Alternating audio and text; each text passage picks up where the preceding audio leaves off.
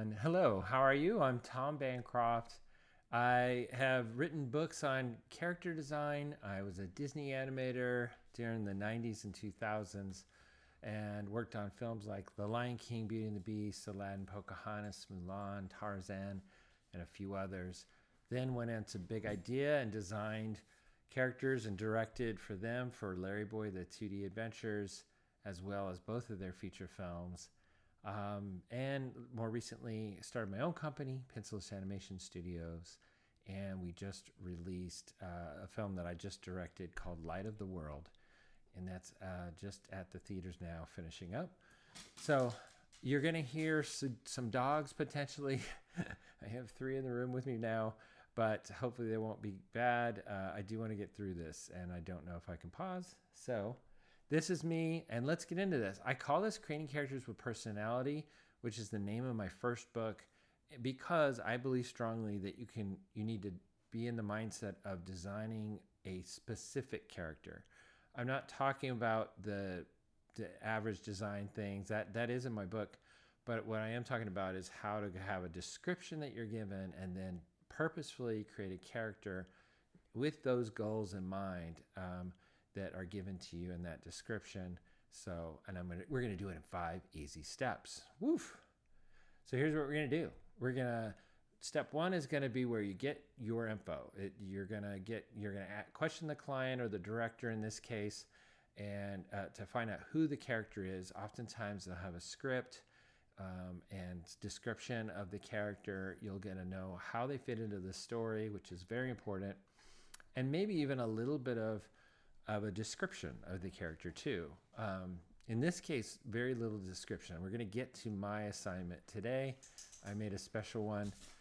And then number 2 is you're going to research and think. I think these two things go hand in hand. You're going to start attacking research. Some of them are going to be obvious things. If it was a dog character, you're going to look at that kind of dog and look for photos of that. But the think part is going to lead you into new researches, researching other elements like, oh, I might make him an ambulance driver. What do they wear? And look at costuming and things like that. So this is a really fun time, I think, is gathering up all the research before you even start drawing. Number 3 is you're going to start iterating. This means actually drawing and designing. And iterating means specifically doing multiple versions of that character. This is very important. The job of being a character designer is you don't do just one version of that character. Obviously, you're doing many, many versions, and some of them being with lots of variety, lots of different shapes and personality types potentially too. You might be refining and giving suggestions to the director on, hey, I had this idea. What if this character spoke with a slur? I don't know. Number 4, you're going to refine based on feedback. So this is where you then show your step 3 designs. And step 4 will be them. They've given you now notes on it.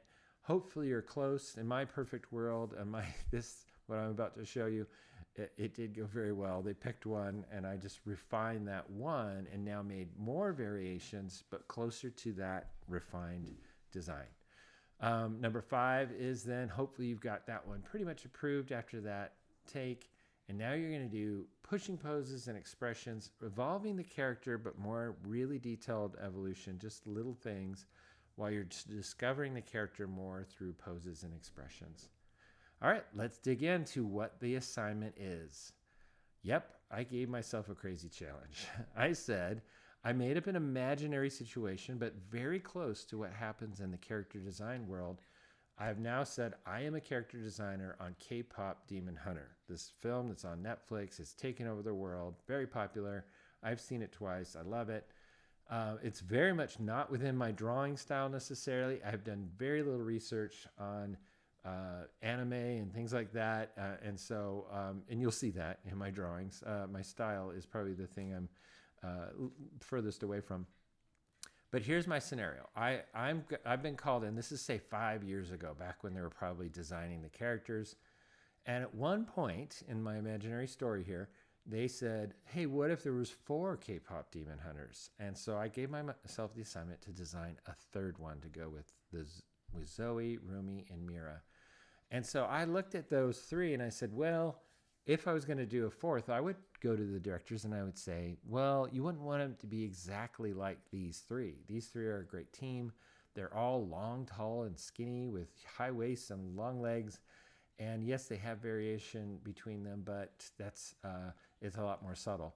What if we went a radically different direction and made it the opposite? And so then I came up with the idea of, well, what if it was a character that could be used within the story in a more interesting way, not just as a fourth demon hunter with a little quirky, uh, you know, um, personality, but what if it was somebody that actually is useful? And then I went to the point where I was like, okay, I think I can cut out a couple characters. And so I looked at the characters, and there's a character, Celine, which you could tell probably in early storyboarding had a lot more purpose in the story. But in the released version of the film, she's kind of mysterious. I'm not even really sure how she's related to the three of them, but she ends up becoming the wise sage character that directs them to what the honeymoon is and how important it is. But she really, you don't know who she is, what her personality is, and really what her motivations are other than we got to save the honeymoon. Likewise, I thought the healer man has a great sequence. He kind of gives them, but nothing happens. There's no direct part of the plot that he plays whatsoever. Nothing he does, says, or anything pushes forth the plot. So it's an easy sequence to take out. I would suggest taking out both these characters and introducing a new character that could then potentially become, at the end of the movie, the fourth K-pop demon hunter. Welcome to a new character. And I didn't give this person a name, but I look at her as she's going to be a nutritionist slash personal chef. So you could see why it takes the spot of that healer guy. She's going to be kind of mystical, but she's also going to be their personal chef, which plays well with the pop star kind of a thing. She's going to be older than them. And so she can take on the wise mentor. She's going to be the one that actually knows the most about the honeymoon, the traditions, but also she might be the one that trained them too. Like we never go into who trained them and how they knew. And I guess Celine did, but this character could also be the one that trained them and made them so good. But it's all about balance and nutrition to her. And of course, they just want to eat ramen. So there's a lot of fun conflict that comes from this character. So I want her to be strong, but a different kind of strong, probably. Maybe she's not like the big muscle person, but she's going to be shorter than them. She's going to have Zen-like wisdom, tough, motherly toward them, but a tough mother, which maybe in the end becomes a little warmer. And I don't know how old, these are my director's notes. They don't know how old she should be. She wants them to achieve energy and balance. So that's where the nutrition comes in, but also them emotionally achieving balance. So that could be why she could help, them with romantic things. And maybe when she sees her girls get hurt, she goes into a berserker rage. So when the demons do fight them, and maybe we could have had a new sequence at the end where they're overwhelmed, she goes berserker, and you see that a flip side to her completely, where she uses her strength at the end to help fight with them. I love this. Her mantra are the 3 Ps: protein, probiotics, and Pilates. So I don't know. I made all that up. This is the middle of the night that I couldn't sleep, and I came up with all this. I hope you enjoy it. But this is the character we're going to design. And that's all we have is these things, like kind of the personality type she is. So immediately I go into step 2, research and thinking. Okay. And so as I'm thinking about this character, I'm leaning toward probably a considerably older character because I want it to be an opposite to them. Not another young character. I do have a couple pictures in here. I also wanted her to be either thick or heavy set because, again, another contrast since they're so bone-like thin. I thought it'd be fun to have her be, and you see that with cooks a lot too. But she is going to be more toward perfection. Like she's a perfectionist. She's very anal and kind of uptight. I really like that photo on the left. Her hair with that gray streak in it is really fun. I don't know why she's half naked. And then I even have a warrior princess there on the right because I was thinking, well, maybe at the end she'll have a costume on. I really like the one in the middle with that guy creepily hugging his grandmother. That grandmother character with the big glasses is really fun. I even threw in like a very cartoony take on, and this is me doing a very simple Google search. You may say, oh, some of these aren't Korean, and I don't know, honestly, because I put in Korean older person, and my searches were always that, but I didn't research deeply, so don't be offended, I hope, if I miss something. Then, of course, I got to look at the style. Since this, even in my pretend version, this film is already pretty much designed. And so I have a lot of artwork in the style to go off of. You'll see in my little drawings later that I didn't quite get the style. It would have taken me a lot longer to dig into to really adapt to this. But also, these are what the three girls, the main characters, look like. And they're all, very attractive and round. But more importantly, I needed to look at how do the incidental character designs look. This is where I'll get more of a wealth of information of the design sensibility to the characters. Unfortunately, a lot of them are still very round. They're except for those grandmothers on the left bottom, which is helpful because those are older and they're mature adults. Many of the people in this film are very young. About the same age as the main characters. So, and then that top right one is an older lady too. So those were very helpful. That flight attendant in the middle there was helpful too, because those are they're different. They're more adult characters, and so that's helpful. As you can see, the incidentals have very simple clothing, and so I kept hers too. So I'm just looking at everything, costuming, everything to kind of figure out how do they go about designing these characters. And so it came time for me to then start doing a little bit of sketching. This is still part of step 2, where I'm analyzing the sizes, shapes, and proportions of the main characters, because this gives me something to go off of. Obviously, Zoe has a circular face. Rumi has more of a diamond. Mira has a longer oval kind of or V shape. And so their heads are very different. Their bodies are too, but a lot more subtly. But they all have the high waist and very, very long legs. So that gave me something to go off of. But honestly, I'm going to go a lot closer to, the normal proportions of most of the incidental characters for my character. All right, so step 3, I start designing. And what I started with was, and by the way, this is for the director, so I go, okay, I'm just going to start with all kinds of different sizes and shapes. Not a lot of detail on the faces and stuff, but enough little elements that you can kind of get an idea. And this is actually a really good way to do it in a fast way too. I can just start playing with just the shapes.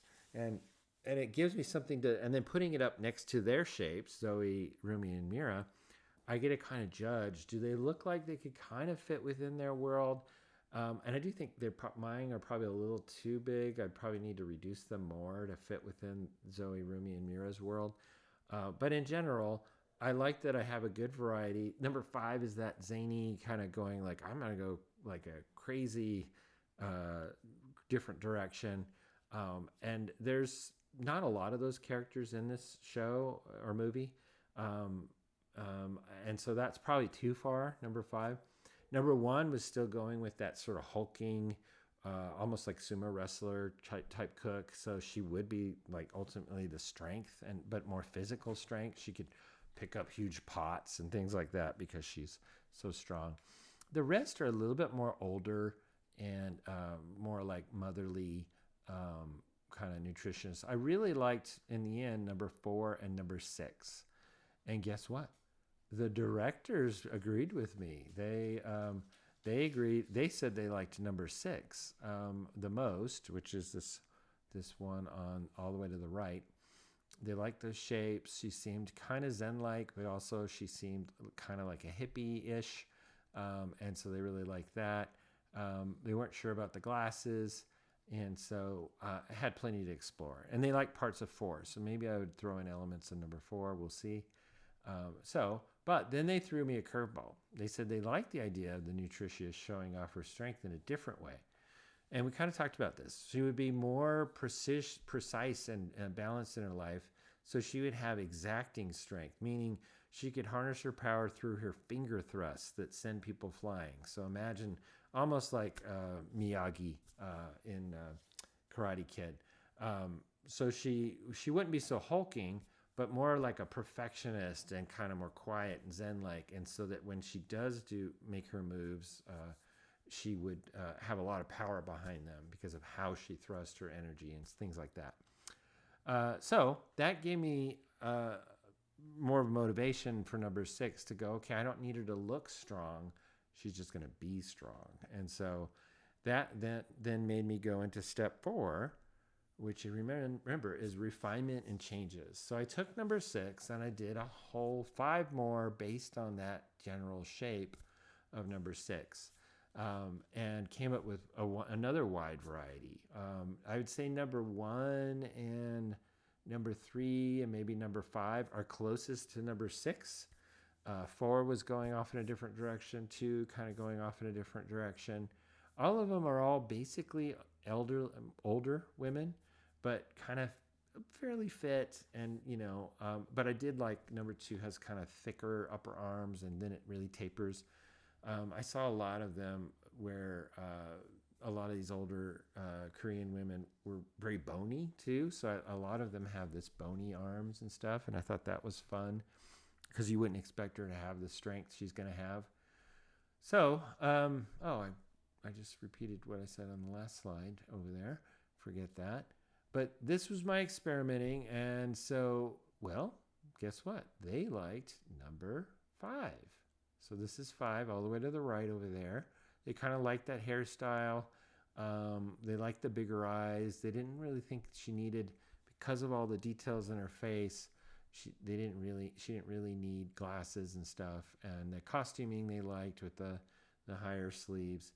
And then they loved the taper of the legs. And so that's the one we went with, number 5. She's kind of precise. Even her design with that taper, she kind of looks like a triangle, kind of coming to a point, very precise. So number 5 was the one, but they said, can you lean into that skull head shape? So this is what they said. Now they want to see you flesh out that design and more and play with how she might look in poses and expressions.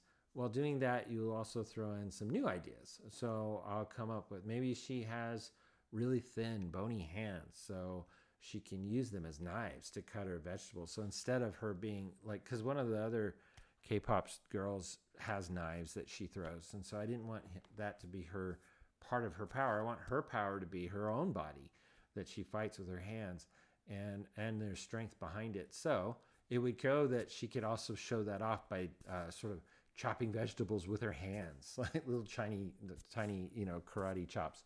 And she can do it at lightning speed. So that would be kind of an interesting thing to see her do. She could also show from different angles and expressions. And so that would be my next refinement pass, and that's what I call step 5. And so I did these drawings. And hopefully this almost looks like a model sheet. It's not quite as extensive as that, but it would be a next pass where I kind of leaned into the skull shape a little bit more. You can kind of see it in some of these drawings. I don't think I'm quite on model for this show yet. That's the thing that I'm probably furthest away on. There'd probably be a level of simplification that needs to go into this. You could see her chopping with her hands there in the middle, chopping a carrot. I'm starting to like where that's headed. I haven't really refined her hair enough, but I like that sort of mushroom shape that we could get out of her. So this was the poses and expressions. And so I hope that you enjoyed this. I went through this very quickly, but these are the 5 steps. And obviously there's a lot of time in between each of these steps. Obviously I had already pre-done these drawings so that this talk could go at a clip. But know that for each one of these steps, it could be days, obviously, sometimes even weeks between steps, depending on how many iterations. And by the way, the iterations I did are pretty limited. I would do at least double that when I'm doing these refinements, and especially here on doing all these iterations. I probably would have done at least double that. And then same with here. I would probably be doing this would be a lot further down the road before I would get to this point where I can actually put her in poses and stuff. And just to kind of, bring it home, there she is. She's number 4 in the lineup. Obviously not CG. She sticks out. She's all 2D. But they can model her up, and she could probably fit into that world eventually. So welcome to the K-Pop Demon Hunters, Miss Nutritionist. Guys, I hope you enjoyed this, and tell a friend. I hope more people get to see it. Thank you.